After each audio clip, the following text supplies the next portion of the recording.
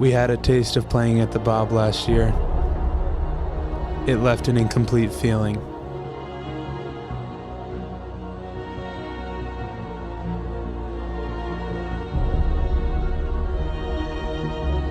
This school's never had a state title in basketball.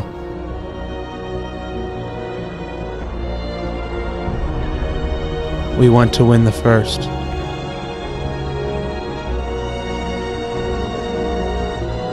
There's 23 schools looking to spoil that.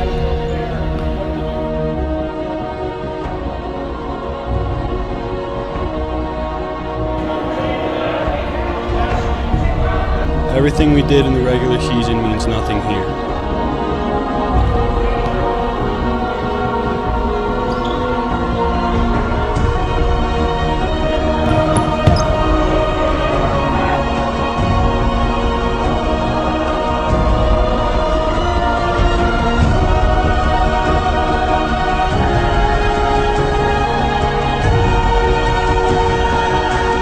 We want to deliver a first for the school. My God, give me the grace to perform this action. St. Francis de Sales, St. Jane de Chantal,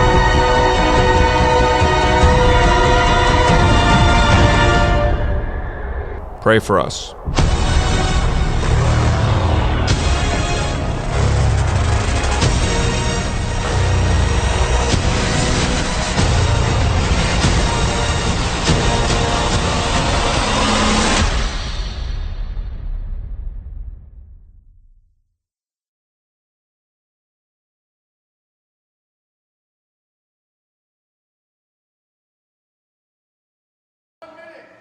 On this wall in the OSU wrestling room are the names and faces of 9 national champions, with room for more.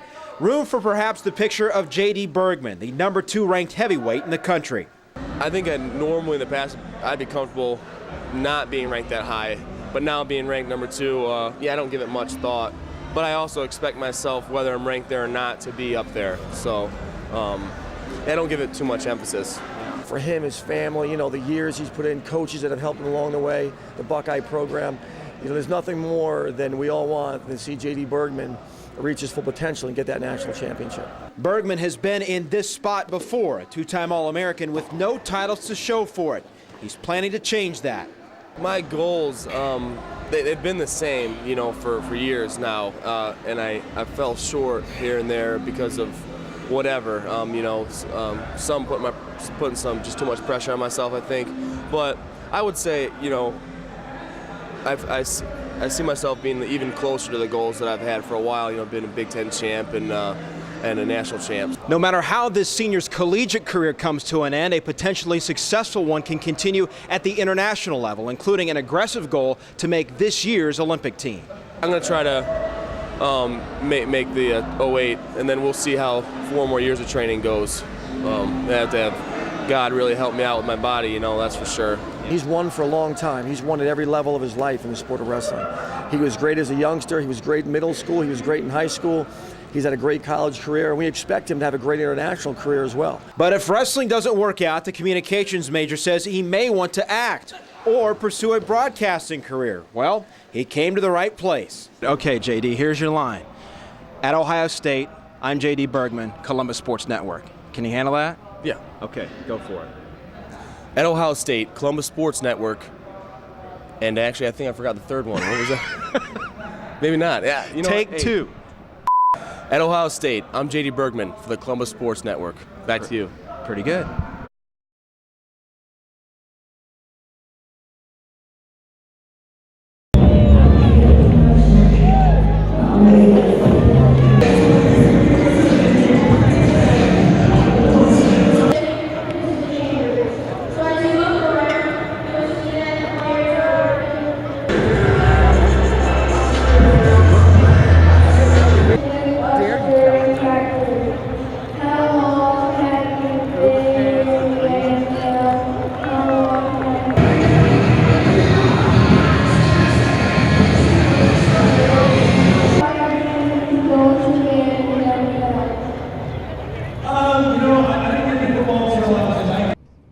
After the 2005 season, nothing would surprise Andy Reid, and because last season was so difficult, the Eagles head coach is fired up for Sunday's opener. To be honest with you, you're that way before every game, but the opener, there's maybe a little bit more sugar in that candy. For many players, this season already feels like a candy store because of what happened a year ago. What we're trying to do now is get back to where Eagles football is and has been prior to the last year.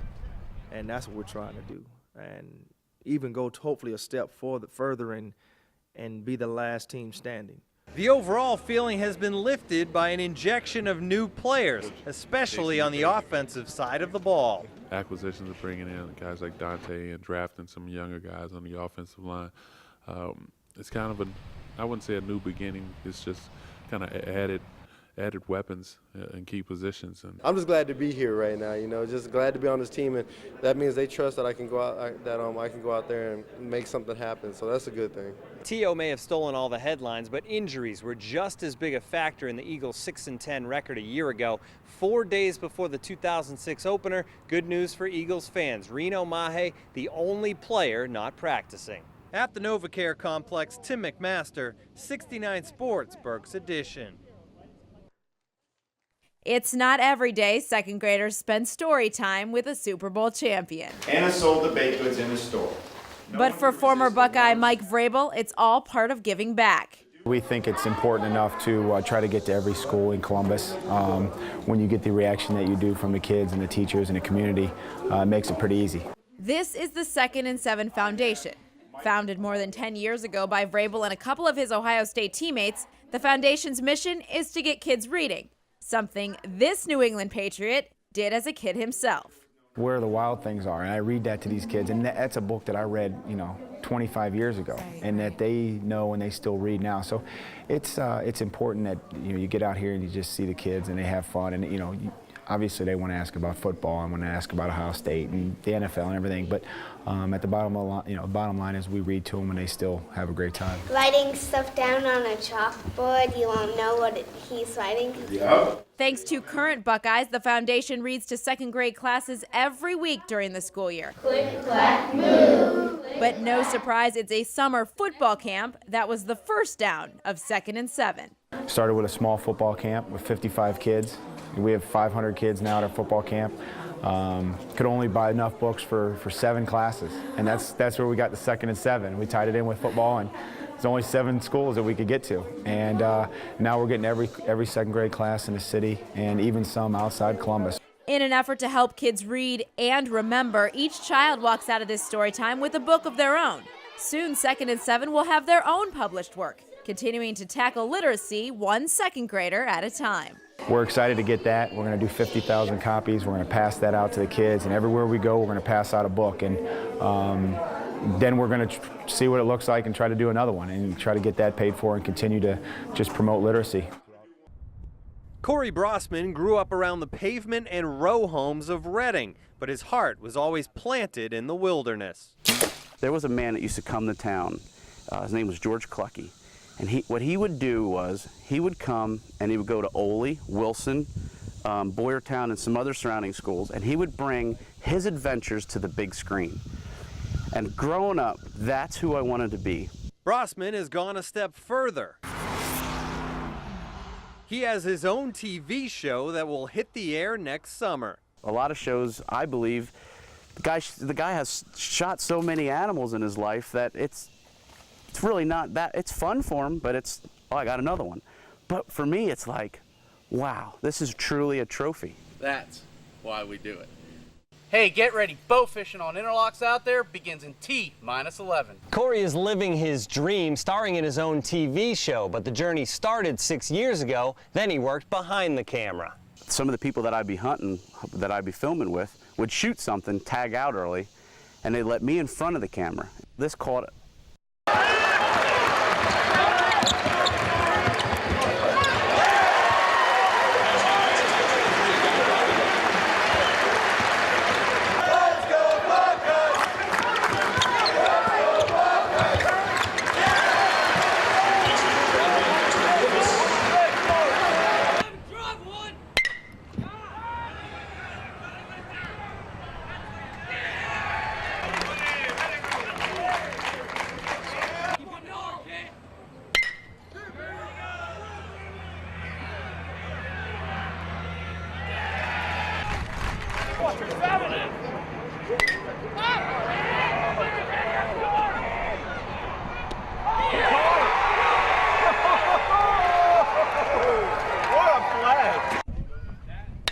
Oh, wow, goodbye, goodbye. Hello.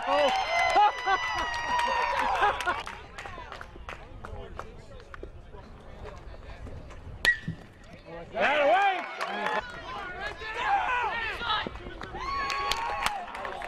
Get there. Got it. Yeah. Got it.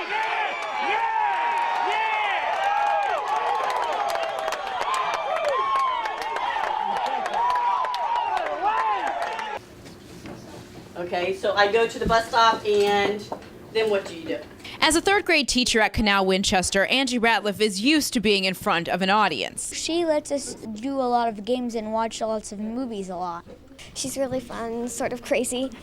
Perhaps more true since she's facing a tougher crowd competing in her first amateur Arnold. This was a new goal for me, I guess. I've competed not nationally, but locally, and so this was the next step up. Committing to the Classic has not been easy. From early mornings at the gym to the classroom, I shine. Then back to the weights for more training.